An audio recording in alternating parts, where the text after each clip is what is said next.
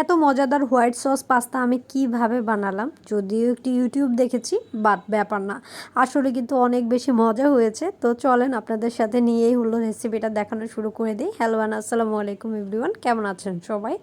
আর এই পাস্তাটা বানানোর জন্য সবার আগে মেইন উপকরণটা হচ্ছে চিজ। আপনার কিন্তু ভরপুর চিজ লাগবে, চিজ ছাড়া কিন্তু এটা খেতে একদমই মজা লাগবে না।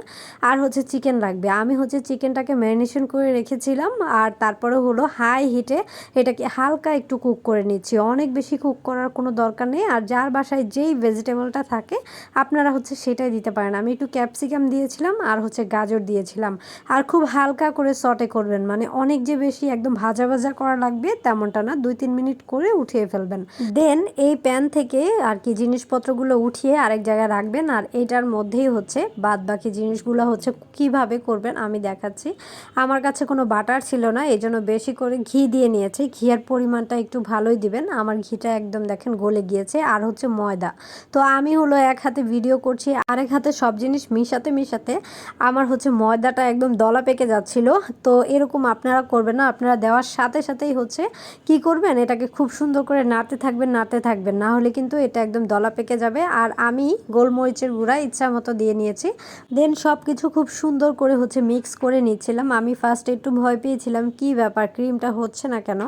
তারপরে হলো আমি দেখেন কি সুন্দর করে এটাকে হচ্ছে নাড়তে তারপরে দেখলাম যে আসলেই তো হয়ে গিয়েছে, এত সুন্দর হয়েছে।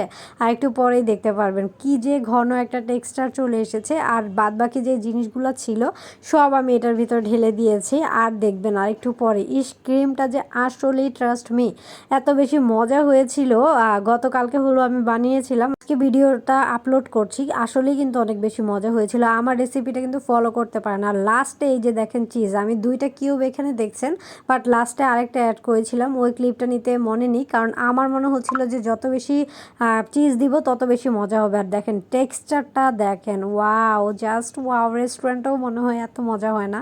আর আমি পাস্তাটা খুব সুন্দর করে সিদ্ধ করে রেখেছিলাম, একদম ঝরঝরা করে। হালকা একটু তেল দিয়ে দিবেন পানির মধ্যে, তাহলেই দেখবেন একদম ঝরঝরা হয়ে যাচ্ছে। আর খুব সুন্দর করে মিশাবেন। আর আমার মনে হয় আমি যতগুলো চিজ দিয়েছি, রেস্টুরেন্টে জীবনও এতগুলো চিজ দেয় না। আপনি যত বেশি চিজ দিবেন তত বেশি মজা হবে। আর প্রতি বাইটে বাইটে যখন চিকেনের কিমাটা আপনার মুখে পড়বে না, ওফ। আপনারা চাইলে কিন্তু সসেস দিতে পারেন, সব কিছুই দিতে পারেন। এই যে hair is the final look. তো এত সুন্দর এসেছে, মাশাল্লাহ মাশাল্লাহ। ফার্স্ট টাইমের মতো ট্রাই করেছি, আর এত সুন্দর বানিয়ে ফেলবো আমি আসলেই বুঝতে পারিনি। তো আমার ভিডিওটা যদি ভালো লাগে অবশ্যই একটা করে সবাই শেয়ার করে দিবেন। আর ভালো লাগলে তো কমেন্ট করবেনই। মাশাল্লাহ আপনাদের এখন অনেক কমেন্ট আসে, অনেক লাইক আসে, এটা দেখে অনেক বেশি ভালো লাগে। Thanks for watching. আসসালামু আলাইকুম এভরিওয়ান।